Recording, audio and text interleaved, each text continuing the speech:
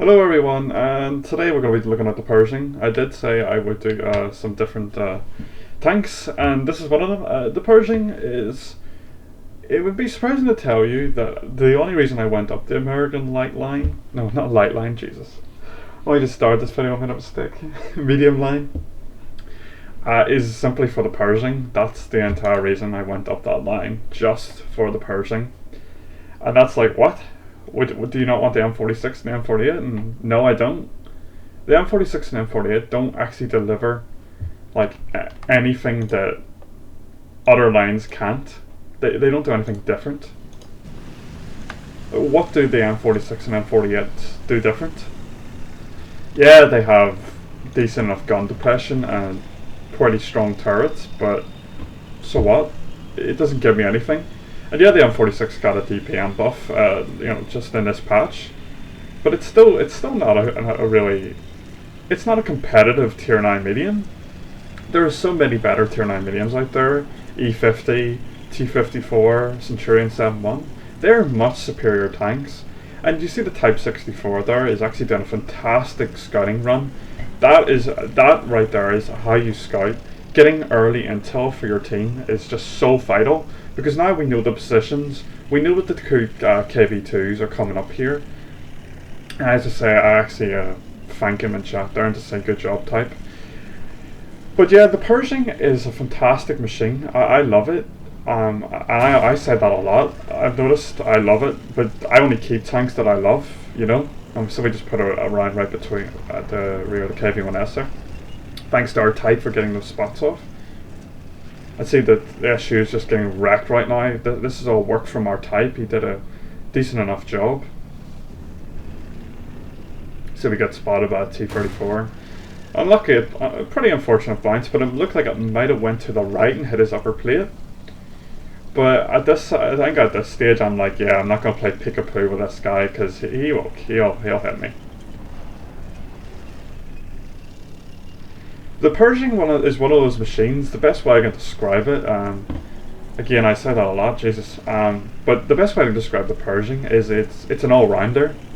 It's not bad at any one thing, but it doesn't like excel at everything. Like, it doesn't have the worst gun penetration, but it doesn't have the best. It doesn't have the worst armor, but it doesn't have the best. That sort of thing. That's basically how I describe the Pershing. It's a really good all-round machine. You can do quite well in this machine just because of that fact. And I really like the gun's handling. I really like its... I just love its handling. It's really nice. I actually love the Pershing. I was fascinated by the history behind this tank. I actually have a model of the Pershing, which I built and painted myself. It's kind of cool. KV2, man, it's a scurry tank. If there's one thing you don't want to see when you're in a tier 5 or 6 tank, is a KV2. See, we just start cleaning up the side of the fight. It's a pretty unfortunate bounce, to be honest with you, because he had his turret turned to the right. And that would have actually, it looked like his cheeks were flattened out, so that's why I took that round. A shot, sorry.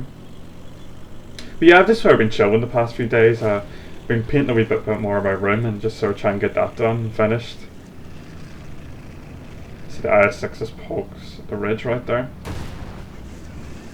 That's a pretty unfortunate bounce, but that's the sort of thing with this gun. You know, it's only 180mm of average penetration, so those types of shots you can definitely pen, and you're about to see it right here. You can pen the lower plate of an IS-6 with this gun, but it's sometimes not reliable, and it's just what happens with that sort of that penetration. As you can see there, we sort of like, you can see how I back off from that fight. You see how the Lurvey and the IS-6 was there. And I know this IS-6 is going to be coming for me, so I put myself into a position where I can fight really well from. So we just put a run for his lower plate again.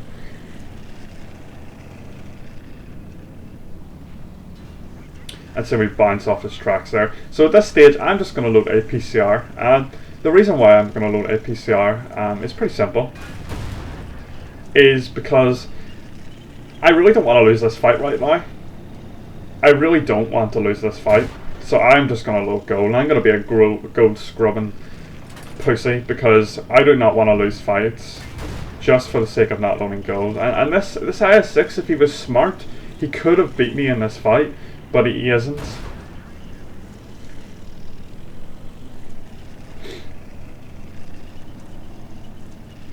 And you see, now he's only just realised what he needed to do. He needed to angle his armour, but now it's completely worthless. He's got no hit points to do this.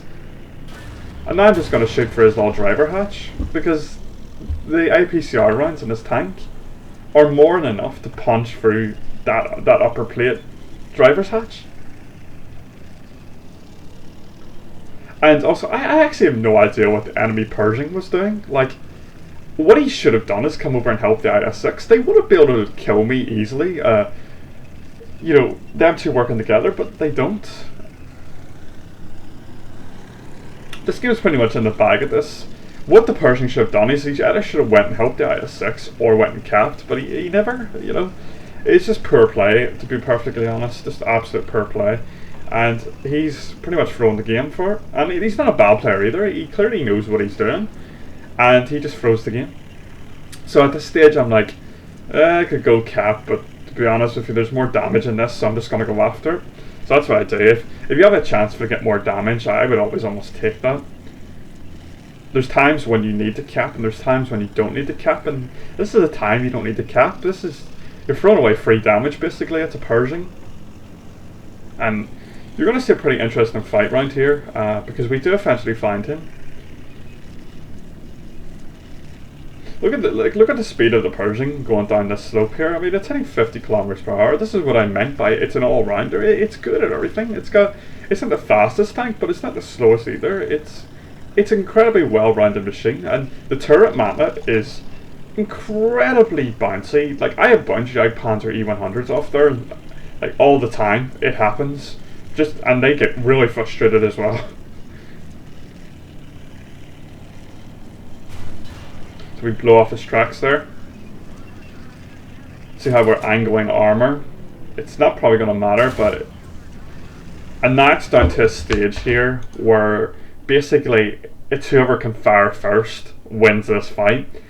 And I'm not going to spoil it, but this is exactly why you run fence and you out deck your tank with the best possible situation. You put the best equipment on your tank, and this is what the difference is between having 100% crew with fence than it is with a non-100% crew. This is a difference. I win the fight. I win the fight all because of the fact that I was the one using fence. I had my tank equipped out. This is a tank that I run with, I think it's a 2-skill crew, and I think I have brother in arms as well, which also gives me a major advantage over that other Pershing. But that's been today's gameplay. This is Sunday, so it'll probably be getting uploaded on Sunday. I don't see why not. I tried to put a video up every Sunday for you guys. Sorry, I'm just burping. But yeah, that'll be it for today, and I will probably have I'm probably going to do a Panther review next week. And also Metro Redux coming out. I cannot wait to play that game. I know I said it in the Centurion video, but I love the Metro games. I really recommend you check them out. They're going for 75% off on Steam right now. So if you want to check that out, or you could just wait till next Thursday if we can get the remade games. I cannot recommend the games enough. I highly recommend you check it out. And if you're kind of a book reader, I recommend you pick up the books as well. You can get them in Audible as well, and they're great books, and I highly recommend you check it out. I cannot say it enough. Great games.